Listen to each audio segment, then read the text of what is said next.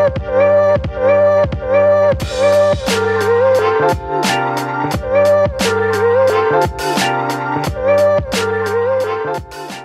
bonjour à tous, bienvenue de nouveau sur la chaîne de l'Hexamone Crypto. Nous sommes toujours le lundi 27 janvier 2025, il est midi. On va faire le point sur la situation du XRP. On avait vu qu'il y avait un mouvement d'ampleur qui était en cours de préparation. On a eu ce mouvement et on va regarder ensemble quelles sont les prochaines targets. Allez, on s'installe, on démarre avec cette cryptomap malheureusement qui est bien évidemment dans le rouge. Et oui, on a un Bitcoin qui a chuté, ça a entraîné toutes les cryptos dans le rouge. On va regarder tout ça, mais avant, je rappelle bien sûr à tout le monde que tout ce que je vais dire dans cette vidéo n'est en aucun cas un conseil financier. C'est à vous de faire vos propres recherches. Et n'oubliez pas que le trading de crypto comporte des risques de perte partielle ou majeure. Allez, on démarre. On démarre avec le XRP. Donc souvenez-vous, je vous avais dit depuis quelque temps qu'il y avait un mouvement d'ampleur qui était en cours de préparation. On s'en souvient, on avait ici un énorme triangle de compression dans lequel effectivement on était en perte de volatilité, à tel point qu'à un moment donné on avait des bandes de Bollinger ultra resserrées. Vous le voyez, hein, en fin de compression, il faut quand même le dire, hein, c'est une compression qui a duré maintenant depuis le 16 janvier, donc ça a pris quand même 11 jours de compression, mais regardez, à chaque fois les mouvements étaient de moins en moins importants, donc 11 jours de compression, et à un moment donné, qu'est-ce qui se passe? On lâche, on casse. Alors, malheureusement, ça n'a pas cassé dans le meilleur sens, ça a cassé vers le sud, mais de toute façon, tout ça, on le sait, c'est bien sûr lié au Bitcoin, le Bitcoin qui a décroché dans la nuit, donc forcément, toutes les altcoins ont suivi, et nous de toute façon du côté de la crypto XRP, on savait qu'on allait avoir un mouvement d'ampleur. Dans mes précédentes vidéos, je vous avais bien évidemment donné les niveaux clés, que ce soit à la hausse ou à la baisse. On avait vu effectivement tous les niveaux clés à surveiller, et on avait vu que si on breakait notre triangle de compression, alors malheureusement, attention, c'était un risque de chute violent. Alors, ce qui est dommage, et il faut quand même le signaler, c'est qu'en temps normal, je dis bien en temps normal, parce que bon là, avec un Bitcoin qui décroche de moins 5%, vous vous doutez bien que ça c'est du moins 15, moins 10 sur toutes les altcoins, mais en temps normal, c'est dommage parce qu'on avait quand même formé un très joli drapeau ascendant, et donc ça, en temps normal, ça aurait normalement dû, si on suit les probabilités, breaker par le haut. Ça, c'est dans un cas de figure où le Bitcoin n'aurait pas chuté. Oui, le XRP aurait pété par le haut. Malheureusement, c'est la vie, c'est comme ça. Quand on est en crypto-monnaie, on sait que la Bitcoin dominance actuellement, elle frôle les 60%. Regardez, hein, elle est actuellement à 50,5 et elle continue de monter. La Bitcoin dominance reste toujours extrêmement élevée. Donc malheureusement, tant que c'est le cas, on sait que c'est le Bitcoin qui dirige le marché plus que jamais. Donc bien sûr, il faut toujours le garder en compte. C'est pour ça que moi, dans toutes mes vidéos, à chaque fois, je vous parle toujours du Bitcoin parce qu'on sait que c'est lui qui dicte les règles. Mais bon, là, malheureusement, on s'est mis à breaker par le bas. Et étant donné que les bandes de Bollinger étaient ultra resserrées, oui, on s'attendait à un mouvement volatile. On a eu notre mouvement volatile et on a même d'ailleurs été chercher les targets dont je vous avais parlé. Souvenez-vous, les fameux 2,6644. Eh bien, on a été chercher la target. Regardez. Dans un premier temps, on a breaké ici le bas du range. Donc il fallait surtout pas breaker dans un premier temps donc le bas du biseau, du triangle à 3,10. On savait que si on pétait ça, c'était pour aller chercher le bas du range. On a été chercher le bas du range à 2,9595. On a cassé ce range par le bas, boum, on va chercher les supports 2,8312, puis 2,7261, d'ailleurs c'est ce niveau clé qui pour l'instant est en train de nous retenir, et on a même été faire une petite mèche à 2,6644. Donc là, on a eu notre mouvement volatile, c'est le mouvement qu'on attendait, il a été baissier, oui, ça fait mal, mais regardez ça, c'est un mal pour un bien, parce que si on se met maintenant dans cette vue, donc là je suis passé maintenant en vue jour, eh bien quand je vous dis que c'est un mal pour un bien, c'est parce que on avait quand même besoin de faire certaines choses. Je rappelle que là, on avait pu effectivement sur ma chaîne YouTube, je sais plus parler, on avait pu détecter un magnifique double top. Souvenez-vous, on avait vu qu'il y avait cette ligne de tendance baissière, et tant qu'on était sous cette ligne de tendance baissière, malheureusement, le deuxième point haut était plus bas que le précédent, et on savait que si on se mettait à briquer les 2,9604, on allait malheureusement valider le double top, et on allait malheureusement chuter. Est-ce qu'on a été chercher la target du double top? On va regarder ça ensemble tout de suite, et pas tout à fait. La target du double top aurait été d'aller chercher les 2,6232, donc on n'a pas été chercher la target, mais c'est pas grave. On a été quand même chercher des niveaux de support qui, pour l'instant, ont parfaitement tenu. Donc là, pour l'instant, on a chuté, oui, très bien. On a formé le double top, pas de souci, ça c'était anticipé. Maintenant, Ce qui est plutôt pas mal, et on va dire que c'est dans ce malheur, c'est plutôt une bonne nouvelle, c'est que grâce à la chute qu'on a connue, premièrement, ça a permis au RSI de tomber. Regardez, on est passé d'un RSI il y a encore 2-3 jours, hein, regardez le 24, donc c'était il y a 3 jours, on était à 66. Donc on était juste à côté de la zone de retracement. On est passé de 66 à 48 en l'espace de 3 jours. Et donc là, on est repassé en survente. Donc c'est parfait. C'est parfait. Grâce à cette chute, ça nous permet de revenir sur des niveaux clés intéressants. Et donc, moi, tout ça, ça me fait quand même plutôt plaisir, on va dire, parce que ça fait quand même plusieurs semaines que je vous mets en garde par rapport au XRP. Je vous avais dit qu'effectivement, on avait un mouvement baissier qui se préparait, parce que reprenons cette vue long terme. On avait bien évidemment détecté ici la grosse divergence baissière qui est là. On l'avait détecté depuis très longtemps. En vue jour, on avait détecté le pattern en double top. Donc du coup, il n'y a aucune surprise. Ça a chuté, il n'y a pas de surprise.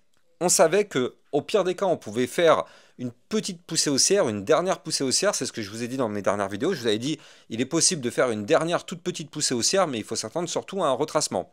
Et on l'a eu. Mais il y a des choses encourageantes. Je vais vous expliquer tout ça, mais avant, je rappelle que vous pouvez me suivre sur Twitter si vous voulez recevoir toutes mes news, toutes les actualités crypto. Vous avez le lien en description de vidéo.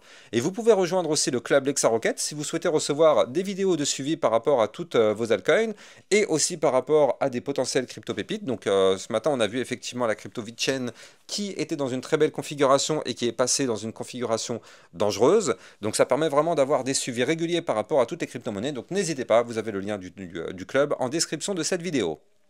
Alors, là, du côté de notre XRP, revenons-en à nos moutons, eh bien, grâce à cette chute, ça nous a permis de faire un pullback quasi parfait. C'est-à-dire que là, souvenez-vous, on avait breaké ici, enfin non, mais en fait, on a eu un pullback parfait en réalité. On a eu un pullback parfait parce qu'on avait breaké un range. Là, c'était ici, donc le 14 janvier, on avait breaké le range par le haut à 2,6033 et on avait breaké la résistance qui nous empêchait d'aller plus haut à 2,6644, ici. Vous la voyez cette résistance? On était venu la chercher le 14 janvier, on a été rejeté, le lendemain on l'a pété, on a explosé. Et donc là, qu'est-ce qui s'est passé derrière? On est venu faire le pullback de cette zone-là. C'était une résistance quand on était en dessous, ça se transforme en un support vu qu'on est au-dessus. Et donc là, on est revenu faire le pullback parfait de ce support. Donc là, c'est très bien, c'est exactement ce qu'on voulait. De toute façon, on voulait une chute, je vous l'avais déjà expliqué, mais je sais que c'est très dur à comprendre, surtout pour les débutants. Mais pour monter, il faut savoir accepter de chuter. Grâce à cette chute qu'on a eue là, eh bien, grâce à ça, ça nous permettrait peut-être dans les prochaines semaines d'aller plus haut.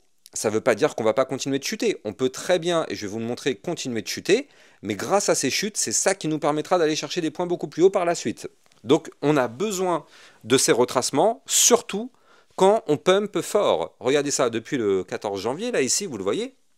Eh bien, depuis le 14 janvier, on a quand même fait un mouvement à plus 30%. Bah, au bout d'un moment, ça retrace. C'est normal. N'oubliez pas une chose, le marché n'est pas là pour vous faire gagner de l'argent.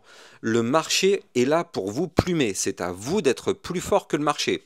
Quand le marché vous donne de l'argent, là ici le marché vous a donné de l'argent parce que sur ma chaîne YouTube on avait détecté le niveau clé à breaker, on avait pu effectivement profiter de cette hausse de 30%. Le marché n'est pas là pour vous faire gagner, le marché reprend ce qu'il nous a donné. Après chaque montée, il y a bien évidemment la chute. Maintenant, grâce à tout ça, et c'est là où c'est encourageant, on est au-dessus d'un support. Donc là, pour l'instant, la chute entre guillemets est contenue. Donc les fameux 2,6644 doivent tenir. Et de toute façon, tant qu'on est au-dessus du haut du range, de toute façon, la configuration, pour le moment, reste toujours haussière. Malgré le retracement qu'on a connu ces derniers temps, on est toujours dans une configuration haussière. Il faut bien évidemment garder ça en tête. À partir du moment où on a breaké le haut du range, on part en mode pump, on revient retester les niveaux clés, on n'a pas fait de point bas plus bas que les précédents, nous sommes toujours dans une configuration haussière. Du côté du XRP, Donc ça ne veut pas dire que on va remonter comme ça directement to the moon, ça y est, on décolle. Moi, comme je vous l'ai déjà dit effectivement dans mes précédentes vidéos, je pense qu'il est possible qu'on passe par une phase de retracement un peu plus prononcée. Alors, je sais que beaucoup de personnes n'aiment pas entendre parler de retracement. Malheureusement, il faut quand même se mettre par rapport à nos graphiques.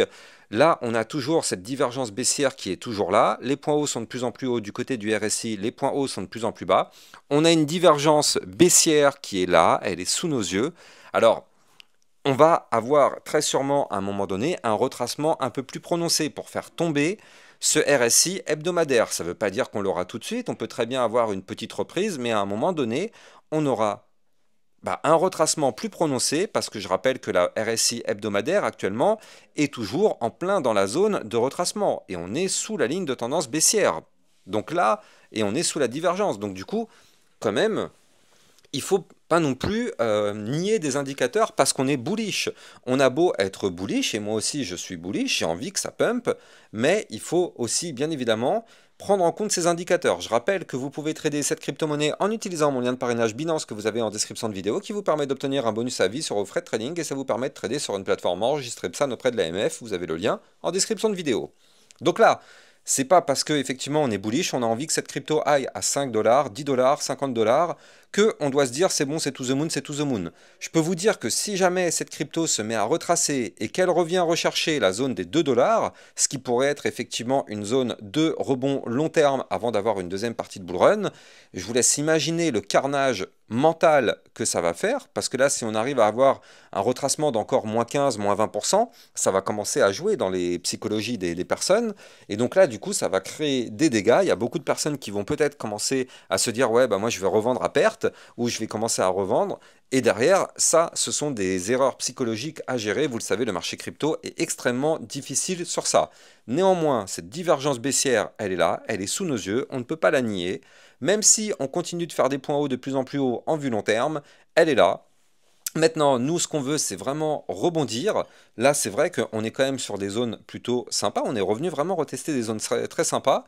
On est toujours, il faut le noter, au-dessus du ruban de moyenne mobile en vue jour, même si on tente de le réintégrer, mais pour l'instant, la journée n'est pas terminée.